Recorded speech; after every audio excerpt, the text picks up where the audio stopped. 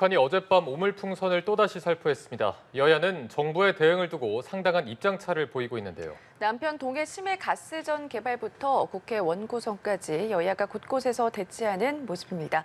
정치권 소식 두 분과 짚어보겠습니다. 정호김 전 국회의원, 김수민 시사평론가 나와 계십니다. 어서 오십시오. 안녕하십니까? 네. 자, 북한의 세 번째 오물풍선 살포가 있었습니다. 앞서 이제 대통령실도 NSC 상임위를 열었는데 먼저 이번 북한의 의도는 어떻게 분석하고 계십니까? 탈북민 단체가 보낸 대북 전단에 대해서 이미 보복하겠다라고 천명을 한 상태였고요. 그렇기 때문에 이번에도 그 대북 전단에 대한 상당히 공세적인 북한의 대응이라고 생각을 하고요. 네. 그다음에 이제 우리가 보통 대북 정책 그러는데 사실은 대북 정책은 국내 정치의 연장선상에 있습니다.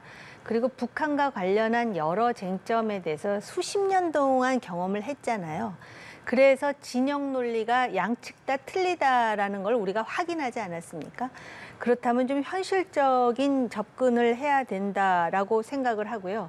그런데 이미 그 전단 살포에 대해서 오물투척으로 지금 현재 합참에서 확인한 것만 해도 330개의 풍선이라 그러니까 그 이상으로 이제 올 것 같거든요. 네.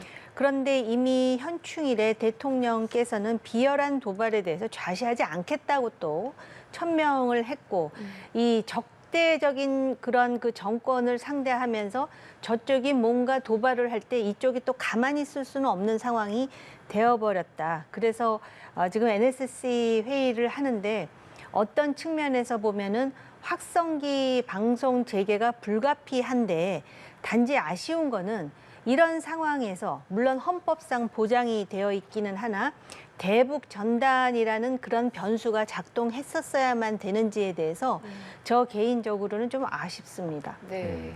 일단은 탈북민 단체 대북 전단을 날린 거에 대한 대응 성격이다. 그리고 확성기 방송 재개에 대한 불가피성도 말씀해 주셨는데 지금 전반적인 흐름 어떻게 좀 보고 계십니까? 네, 일단 지난번 일요일이죠. 그때 NSC가 회의를 했었거든요. 네네. 그때 북한이 감내하기 힘든 조치들에 착수를 하기로 했다라고 얘기를 했고 마침 그날 이제 북한의 국방성 부상 명의로 담화가 나온 게 이제 당분간 오물풍선을 중단하겠다라는 네. 거였습니다. 근데 그럼에도 이번에 다시 보내게 됐는데 아마 북한 내부에서도 갈등은 있었을 거라고 봅니다. 왜냐하면 본인들도 부담이 되는 것이고 국제사회 규탄을 받고 있고 여러 가지로 명분이 없는 행위를 또 해야 되는 건데 근데 다만 그 사이에 이제 민간단체 그 살포 이것이 있었기 때문에 그것 때문에 애초에 오물풍선을 보냈고 그렇다면은 그 살포가 추가로 일어났다면 거기에 대해서 또 맞대응을 해야 될 수밖에 없다 이렇게 북한은 판단을 한 것 같아요. 그런 의미에서는 이제 결과적으로 결정적인 변수는 이제 얼마 전에 있었던 민간단체의 대북 전단 살포 이것이 큰 계기가 됐던 것 같고 사실 이제 헌법재판소 판결도 있었고 이 민간단체의 대북 전단 살포 자체는 표현의 자유 존중 차원에서 아예 금지할 수는 없는 노릇입니다. 근데 제가 아쉽게 생각하는 것은 정부에서 조금 적극적인 제스처는 취해줬어야 한다.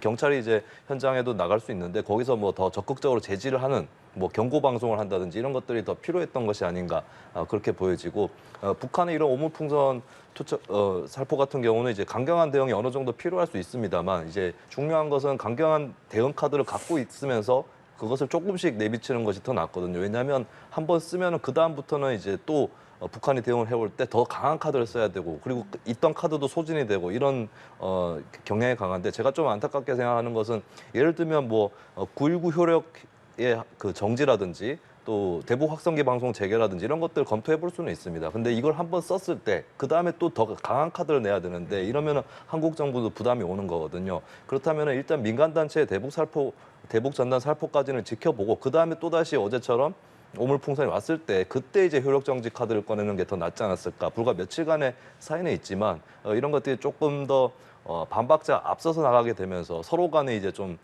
이렇게 상승하는 그런 그 기류가 상승하는 그런 효과가 또 있었던 것 같습니다. 네. 지금 뭐 대북 전단 살포와 관련해서 변수다 이렇게 말씀을 좀 해주셨거든요. 앞서도 언급을 해주셨지만 대북 전단 금지법과 관련해서는 지난해 9월에 이제 위헌 결정을 받았습니다. 근데 뭐 민주당에서는 이제 대북 전단 살포가 한반도의 긴장감을 고조시킨다 이렇게 얘기를 하고 있는 상황이거든요. 이에 대해서 이제 여야 입장차가 엇갈리고 있는데 뭐 어떻게 좀 대응을 해야 된다고 보십니까? 우선 대북 전단 살포와 관련해서 말씀을 네. 드리자면은 표현의 자유이고 헌법상 권리라는 거는 뭐 명확합니다. 그런데 그 대북 전단을 살포함으로써 지금 어찌됐든 계속 오물을 보내고 또 그 오물의 피해자는 어떻게 보면 경기를 중심으로 한 수도권 지역뿐만 아니라 이 오물 풍선이 뭐 경남이라든지 또는 호남 쪽으로도 지금 내려간다라는 거 아니겠습니까? 그래서 어떤 면에서는 지금 국민들이 직접적으로 그걸 체감하지 않을 수가 없습니다. 미사일이라는 거는 상당히 위험한 무기인 거를 알지만은 이게 직접 체감하는 대상은 아닌데 오물은 그렇거든요. 그렇기 때문에 이 전단 살포로 인해서 저쪽에서 오물을 투척해가지고 이거 자체가 긴장을 지금 에스컬레이트 하는 상황이라면 헌법상의 권리라는 그 전제하에 운용의 묘가 무엇인지를 우리가 좀 고민할 필요는 있다라고 생각을 하는 이유가요. 이 대북 전단이라는 게 그렇습니다. 효과로 볼 때 효과가 극대화되고 저런 식의 보복을 안 당하려면 공개적으로 하는 것이 맞는 것인지 아니면 비공개적으로 하는 것이 맞는지서부터 원천적인 그 질문을 해봐야 됩니다. 그러니까는 북한이 생각할 때 뭔가 전단이 날라왔는데 저거는 그들이 표현하는 남조선의 탈북민들이 보내는 것이라는 심증은 가지만 물증이 없다면 저렇게 보복하기가 쉽지 않을 것 같습니다. 근데 우리 전단 살포합니다 하고 방송으로도 나오고 스스로가 우리가 하고 있습니다를 보여주다 보니까 저쪽에서는 전단 살포가 자신의 체제를 위협한다라고 생각해갖고 굉장히 히스테리컬한 반항을 보이는 거 아니겠습니까? 그런 차원이 있고요. 그다음에 또 하나는 이 접경 지역 주민들입니다. 지금 이 전단이 살포되면 북한이 당장 보복을 할 때 피해자로서 일차적 피해를 볼 수 있다라고 생각하는 연천, 포천을 중심으로 한 접경 지역의 시민들은 굉장히 불안해하고 있습니다. 이런 현실적인 문제가 있고 지금 계속 긴장은 올라가가지고 네. 거기다가 이제 9.19 군사 합의 말씀을 하셨는데 사실은 9.19 군사 합의에 대해서 우리가 효력 정지를 한다 그랬지만 이미 전면 파기를 선언한 것은 작년에 북한이었습니다.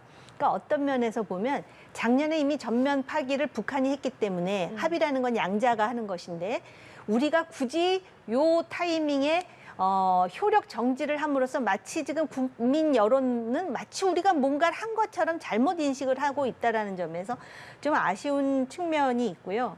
그다음에 이제 민주당이 뭐 안보 위기를 조장을 한다 이렇게 강조를 하는데 민주당은 솔직히 할 말이 없습니다. 왜냐하면은 이미 그들의 그 인내심 있는 대북 정책으로 어떤 결과를 받는지를 지난 정권에서 다 보지 않았습니까?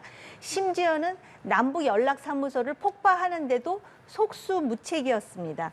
그런 점에서 볼 때 김여정 한마디에 전전긍긍하는 민주당의 대안이 맞는 것인가? 그것도 맞지 않지만 그렇다 그래갖고 표현의 자유라 그래갖고 이걸 일방적으로 이렇게 다 자유를 표출하도록 해서 이런 식의 긴장을 에스컬레이트하는 현 상황도 바람직하지 못하다라고 저는 생각을 합니다. 그런 차원에서 네.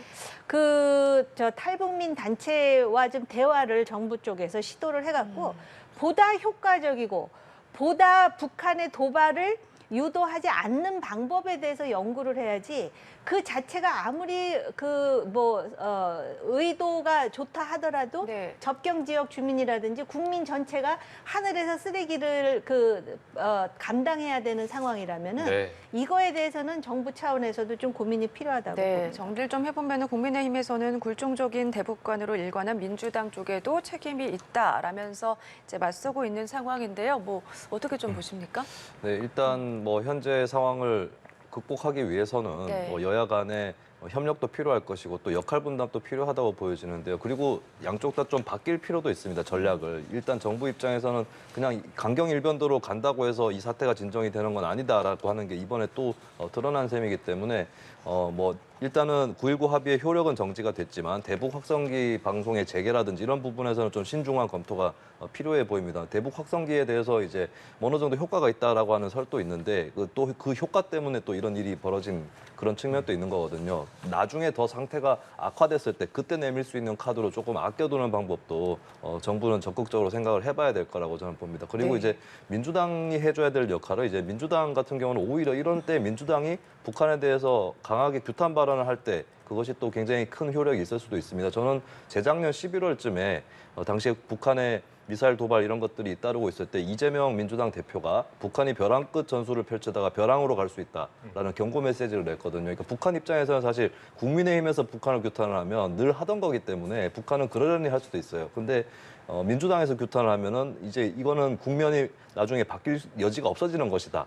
아예 이제 나만하고 뭔가를 해볼 수 없는 것이 끊어질 수도 있다라고 하는 그런 위기의식을 주는 데는 오히려 민주당의 규탄 발언이 유용할 수도 있습니다. 그런 것들을 좀 고려를 할 필요가 있겠고 국민의힘이나 윤석열 정부는 아까도 말씀하셨지만 민간단체 쪽에 좀 설득을 하고 제지하는 모습들을 좀 보여야 된다. 그걸 막을 수는 없다 할지라도 그런 모습들을 보이는 것이 또 외교적인 효과를 보여줄 수 있는 것이고 그리고 민간 단체의 어떤 전단 살포랄까 이런 것들이 과연 정말 효과가 있는가 대북 확성기보다 더 효과가 없는 거 아니냐 이런 얘기도 많이 이미 나온 바 있습니다. 그 단체의 자족적인 활동이다라는 비판도 있는 거거든요. 네네. 여기에 휩쓸려 가지 않도록 정부에서도 그것을 막을 수는 없다 할지라도 어느 정도의 좀 제재하는 모습 이런 것들은 국민의힘이나 정부에서 보여줘야 된다고 봅니다. 알겠습니다. 저희는 다음 주제로 한번 넘어가 보겠습니다.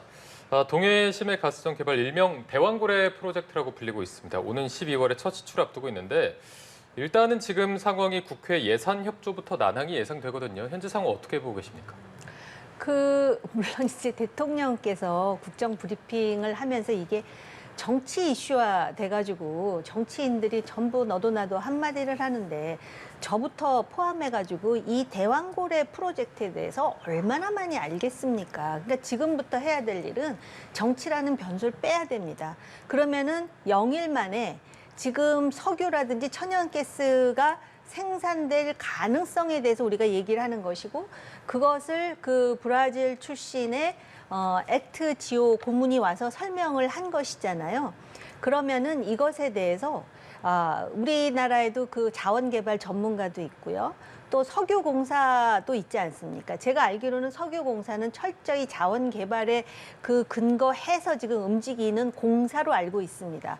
그리고 그 지역은 과거에 천연가스를 확인해가지고 우리가 10년 동안 천연가스를 사용한 그런 지역입니다. 그리고 지금은 탐사 기술이 상당히 진보돼가지고 심해에 있는 뭐 유전이라든지 또는 그러한 그 탐사하는 것이 많이 발전이 됐다라고 하니 정치라는 변수를 빼고 전문가들의 의견을 더 듣고 그다음에 그 액트 지오 고문에 대해서 전문가들은 상당히 공신력이 있다 하지만은 어쨌든 정치권에서 그리고 사회적으로 뭔가 좀 그 고개가 갸우뚱해진다 그러면은 그런 의구심을 해소하는 것도 정부와 관련 단체의 과제 아니겠습니까? 그렇게 해서 저 개인적으로는 그 정도의 가능성이 있다라는 것에 대한 검증, 교차 검증이 된다면 이것에 대해서 야당이 정치적으로 반대할 것이 아니라 시추라든지 또는 예산과 관련해서 같이 호응하는 그런 모습으로 나가야 되지 않을까 개인적으로 그렇게 봅니다. 네, 어쨌든 의구심이 해소되는 부분을 조금 말씀해 주셨는데 지금 국민의힘은 민주당이 뭐 과학의 영역까지 정치화한다. 하지만 민주당은 어느 정도 좀 자료 제출이 이루어져서 검증이 돼야 된다라고 맞서고 있거든요. 어떻게 보십니까? 네, 현재 몇 가지 의혹들이 제기가 됐고 물론 일부는 아브레오 박사가 해명을 하거나 하긴 했습니다만 좀 남아있는 부분들도 있는 거거든요. 예를 들면 이제 가장 최근에 논란이 됐던 것이 호주 업체 우드사이드가 여기 이제 6-1 광구라든지 8광구 이쪽에서 작업을 하다 철수를 한 네. 부분이 있습니다. 근데 거기에 대해서 정부에서는 우드사이드도 더 제대로 해보지 않고 나갔기 때문에 아는 것이 많지 않다 뭐 이런 취지로 얘기를 했는데 근데 또 드러난 것이 이제 이거는 정부의 공개 자료에서 나온 겁니다만 우드사이드가 올해 4월에 석유공사 쪽에 자료를 반납을 했거든요. 근데 과연 그러면 아브레오 박사 측은 이 자료까지도 검증을 했던 것이냐? 이 추가적인 의문이 또 남아 있는 겁니다. 그러니까 아브레오 박사가 기자회견에서 했던 얘기가 이제 뭐 이거는 많이 알려진 얘기인데 성공률이 20%면 높은 편이고 남은 방법은 시추밖에 없다라고 하는 그 얘기는 이제 전문가들도 많이 하는 얘기고 그 말 자체는 뭐 특별히 반박할 건 없습니다. 다만 그런 결론을 도출하기까지의 이 엑스지오에서 얼마나 이제 그거를 했느냐. 작업을 해서 이제 검증을 했느냐, 그리고 충분한 자료를 갖고 있었느냐, 우드사이드보다 더 많은 자료를 갖고 있었느냐, 이 부분은 현재는 이제 이게 해소가 안 되고 있는 상황인 거거든요. 이런 네. 기본적인 것부터 해설을 해가면서 이제 적극적으로 검증에 응하는 모습들을 보여줘야 된다라고 하는 거고, 저는 정치권에는 이제 예전에 그 교토 삼굴이라는 표현이 회자가 된 적이 있었죠. 토끼도 3개 굴을 판다라고 하는데 뭐 시추공은 5개를 판다 그러고, 근데 정치권도 각자 한 2개씩은 팠으면 좋겠어요. 뭐냐면 잘 됐을 경우와 잘 안 됐을 경우입니다. 네. 예, 그걸 고려를 해본다면 어떻게 처신해야 될지도 뻔히 나오는 것이고, 이제 민주당 같은 경우는 협력하겠다라는 게 기본적인 방침이라고 얘기를 했습니다. 그렇기 때문에 이것이 뭐 이 사업 자체를 엎으려고 작정을 하고 하는 것은 아니다라고 하는 거를 정부에서 또 여당에서는 충분히 고려를 해야 되는 것이고, 어차피 앞으로 예산이 추가적으로 나가는 부분들 이런 것들은 국회의 심의가 필요할 텐데 네. 같이 국정을 운영한다는 입장에서 정부나 여당 입장에서도 각고의 보완 자료가 아니라면 최대한 공개를 해 나가면서 설득을 하는 그런 것이 필요하겠고, 그리고 만약에 나중에 잘 안 됐을 때 그때 국민들이 느낄 수 있는 허탈함이나 이런 것들 미리 좀 고려를 해서 차분하게 이걸 풀어나가는 그 길을 제시해야 되는 게 정부 여당의 목표가 아닌가 싶습니다. 아니, 네. 저는 다 지금 말씀에 공감을 하는데요. 단지 첨언을 좀 한 가지 하자면은 아무래도 액트지오라는 그 회사가 우리가 생각하는 그런 회사가 아니고 부티크식의 회사이다 보니까 액트지오는 좀 신뢰성이 떨어지고, 그다음에 우드사이드는 호주의 대기업이니까 상당히 공신력이 있는 것으로 아마 그런 부분도 있을 거예요. 사실 말씀드리기 굉장히 조심스럽긴 한데 네. 그 천연가스를 우리가 이제 개발할 때 바로 그 울산 그 지역에 8광구, 6의 1광구가 다 그 지역이거든요. 네네. 근데 그때도 우드사이드는 가능성이 없다고 한 것으로 제가 기억을 하거든요. 물론 다시 한번 확인을 해보겠습니다.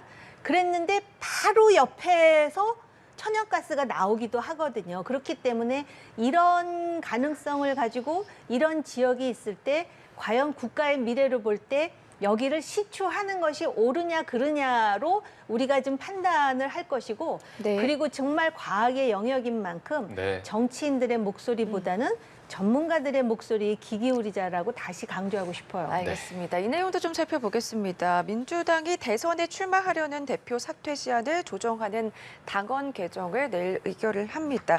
당 내부에서는 여러 가지 의견이 나오고 있는데 이재명 연임막이다, 뭐 이런 시각도 여전하고요. 뭐 오히려 이재명 대표에게 부담이다, 이런 의견도 나오고 있거든요. 이 부분에 대해서 좀 말씀해 주실까요? 네, 이재명 대표도 부담을 느껴서 이 당원 당규 개정안에 대해서 좀 느슨하게 네. 고치는 쪽으로 절충안을 제시를 했다고도 알려져 있습니다. 당무위원회라든지 이쪽에서 당규위원회나 이쪽에서 의결을 해서 그때 이제 판단을 따로 하는 쪽으로 이렇게 제시를 했다고 하는데, 일단 이제 방향 자체를 보면은 민주당의 당원 당규에 따르면 대선 주자는 대선 전 1년 안에는 대표를 맡지 못하게 되어 있습니다만, 이럴 때 이제 생길 수 있는 문제가, 일단 이번에 대표가 되는 사람은 지방선거를 지휘하기 전에 3달 전에 사퇴를 해야 된다는 굉장히 부자연스러운 상황을 맞이하게 되고, 네. 그리고 과거 박근혜 전 대통령 탄핵 때 우리가 봤던 거지만 그 당시에 만약에 대표를 수행을 하고 있었는데 갑자기 탄핵과 같은 사정으로 대선이 열리게 되면 대표가 대선에 못 나가는 그런 사태가 또 벌어질 수 있는 것이죠. 근데 사실 이 논란이 그렇게 커질 게 아닌 게, 이거 일반론적으로 좀 접근을 해봐야 됩니다. 이재명 대표가 아니라 다른 사람이 대표라고 해도 이런 당원 당규 개정은 필요할 수 있어요. 그리고 민주당이 아니라 국민의힘 입장에서도 국민의힘도 한번 고려해 볼 만합니다. 우리 당원 당규에서 그 대선 주자로 나갈 사람이 대표로 나가는 것에 제한이 있는 그 부분은 과연 괜찮은 것인가, 이런 것들은 다른 당에서도 검토를 해볼 수 있는 부분이거든요. 그래서 사실 이 당원 당규 자체가 문제인 건 아니에요.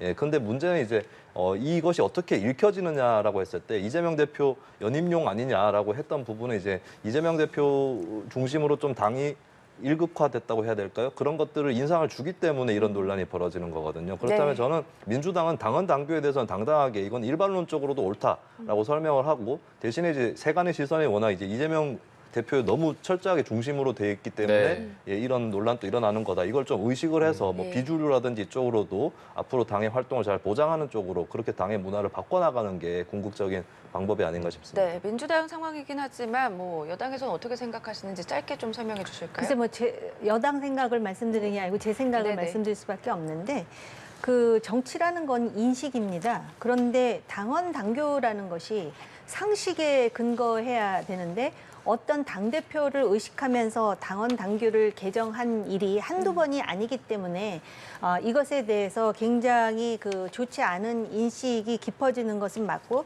이렇게 되면은 결국은 그 대표에게 부담만 키우는 것이고 또 그런 부분에 대해서 당의 중진들이 이미 친명이라고 하는 중진들이 문제 제기를 하지 않습니까? 그리고 어떤 그 시나리오, 심지어는 대통령의 유고까지도 생각하면서 한다라는 거는 그동안에 늘 방탄으로 향하는 그런 당원 당규를 개정했다면은 지금은 이재명 대통령 만들기를 위한 당원 당규로 하는 것이 아니냐라는 인식이 심화된다면 왜 그런 인식이 생겼는지에 대해서 좀 성찰할 필요가 있다라고 생각합니다. 네, 자 국민의힘 상황도 조금 살펴보도록 하겠습니다. 자 이번 주에 전당대회 룰과 지도체제 결론을 내린다는 계획입니다. 12일에 이제 매듭 지을 것으로 보이는데 어떤 식으로 좀 결론이 날 거라고 보십니까? 아니 뭐 2대8 얘기도 있고 민심을 반영을 하기는 하는 것 같습니다. 네. 그런데 중요한 거는 이것 역시 대중으로부터 어떤 그 신뢰와 지지와 관심을 받는 그런 그 전대 룰이 돼야 되지 않겠습니까? 그런데 네. 벌써부터 이 당은 또 뭐냐면은 누구를 견제하기 위한 지금 룰을 만들려고 하는 거 아니야라는 대중의 인식이 지금 계속해서 쌓여가고 있다라는 점에서 성찰이 좀 필요하다라고 봅니다. 네, 지금 한동훈 전 위원장의 등판 여부도 관심을 받고 있는 상황에서 지금 국민의힘 상황 어떤 식으로 좀 결론 날 거라고 보십니까?